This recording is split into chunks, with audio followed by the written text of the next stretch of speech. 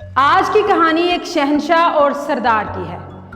ایک شہنشاہ جب دنیا کو فتح کرنے کے ارادے سے نکلا تو اس کا گزر افریقہ کی ایک ایسی بستی سے ہوا جو دنیا کے ہنگاموں سے دور اور بڑی پرسکون تھی۔ یہاں کے باشندوں نے جنگ کا نام تک نہ سنا تھا اور وہ فاتح اور مفتوح کے معنی سے بھی ناآشنا تھے۔ بستی کے باشندے شہنشاہ اعظم کو مہمان کی طرح ساتھ لے کر اپنے سردار کی جھونپڑی میں پہنچے۔ سردار نے اس کا بڑی گرم جوشی سے استقبال کیا اور پھلوں سے شہنشاہ کی توازہ کی۔ کچھ دیر میں دو قبائلی فریق مدعی اور مدعا علیہ کی حیثیت سے اندر داخل ہوئے۔ سردار کی جھونپڑی عدالت کا کام بھی دیتی تھی۔ مدعی نے کہا، میں نے اس شخص سے زمین کا ایک ٹکڑا خریدا تھا۔ ہل چلانے کے دوران اس میں سے خزانہ برآمد ہوا۔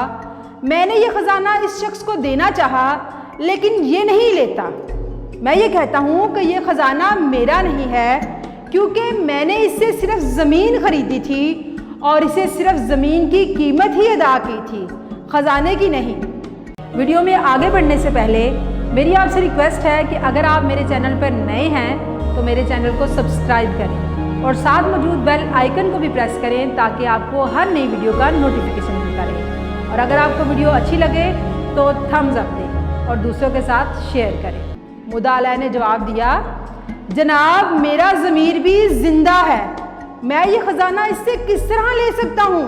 میں نے تو اس کے ہاتھ میں زمین فروخت کر دی تھی، اب اس میں سے جو کچھ بھی برآمد ہو یہ اس شخص کی قسمت ہے اور یہی اس کا مالک ہے، میرا اب اس زمین اور اس میں موجود اشیاء سے کوئی تعلق نہیں۔ سردار نے غور کرنے کے بعد مدعی سے دریافت کیا، تمہارا کوئی بیٹا ہے؟ جی ہاں ہے۔ پھر مدعا علیہ سے پوچھا، اور تمہاری کوئی لڑکی بھی ہے؟ اس نے کہا، جی ہاں ہے۔ مدعا علیہ نے بھی اس بات میں گردن ہلا دی، تو تم ان دونوں کی شادی کر کے یہ خزانہ ان کے حوالے کر دو۔ اس فیصلے نے شہنشاہ کو حیران کر دیا، وہ فکر مند ہو کر کچھ سوچنے لگا۔ سردار نے متردد شہنشاہ سے سوال کیا، کیوں، کیا میرے فیصلے سے آپ مطمئن نہیں ہیں؟ نہیں، ایسی بات نہیں ہے، شہنشاہ نے جواب دیا، لیکن تمہارا فیصلہ ہمارے نزدیک حیران کن ضرور ہے۔ سردار نے سوال کیا، اگر یہ مقدمہ آپ کے روبرو پیش ہوتا تو آپ کیا فیصلہ سناتے؟ شہنشاہ نے کہا، پہلی بات تو یہ کہ اگر یہ مقدمہ ہمارے ملک میں ہوتا تو زمین خریدنے والے اور بیچنے والے کے درمیان کچھ اس طرح کا جھگڑا ہوتا کہ بیچنے والا کہتا کہ میں نے اسے زمین بیچی ہے اور اس نے زمین کی قیمت وصول کی ہے، اب جب کہ خزانہ نکل آیا ہے تو اس کی قیمت تو میں نے وصول ہی نہیں کی، اس لیے یہ میرا ہے۔ جبکہ خریدنے والا کہتا کہ میں نے اس سے زمین خرید لی ہے تو اب اس میں سے جو کچھ ہے وہ میری ملکیت ہے، وہ میری قسمت ہے۔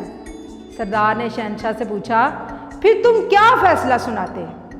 شہنشاہ نے اس کے ذہن میں موجود سوچ کے مطابق فوراً جواب دیا کہ ہم دونوں فریقین کو حراست میں لے لیتے اور خزانہ حکومت کی ملکیت قرار دیا جاتا اور شاہی خزانے میں داخل کر دیا جاتا۔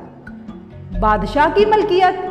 سردار نے حیرت سے پوچھا، کیا آپ کے ملک میں سورج دکھائی دیتا ہے؟ شہنشاہ نے کہا، جی ہاں، کیوں نہیں؟ وہاں بارش بھی ہوتی ہے؟ شہنشاہ نے کہا، جی بالکل۔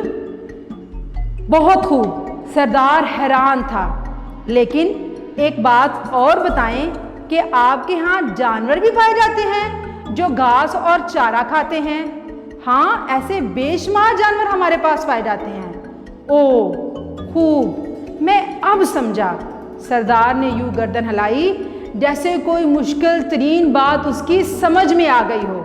تو اس ناانصافی کی سرزمین میں شاید ان جانوروں کے طفیل سورج روشنی دے رہا ہے اور بارش کھیتوں کو سیراب کر رہی ہے۔ حدیث پاک میں ہے، سب سے زیادہ اللہ تعالیٰ کے دوست اور سب سے زیادہ اس کے مقرب وہ بادشاہ ہوں گے جو عادل ہوں گے، اور سب سے زیادہ دشمن اور سب سے زیادہ عذاب والے وہ ہوں گے جو حکمران ظالم ہوں گے۔ مظلوم کے دل کا نالا تاثیر میں ڈوبا جاتا ہے، مظلوم کے دل کا نالا تاثیر میں ڈوبا جاتا ہے، ظالم کو کوئی جا کر دے خبر، انجام ستم کیا ہوتا ہے۔ جب ظلم گزرتا ہے حد سے قدرت کو جلال آتا ہے، فرعون کا جب سر اٹھتا ہے موسیٰ کوئی پیدا ہوتا ہے۔ اللہ ہم سب کو ظلم کرنے سے بچائے اور مظلوموں کی مدد کی توفیق عطا فرمائے، آمین ثم آمین۔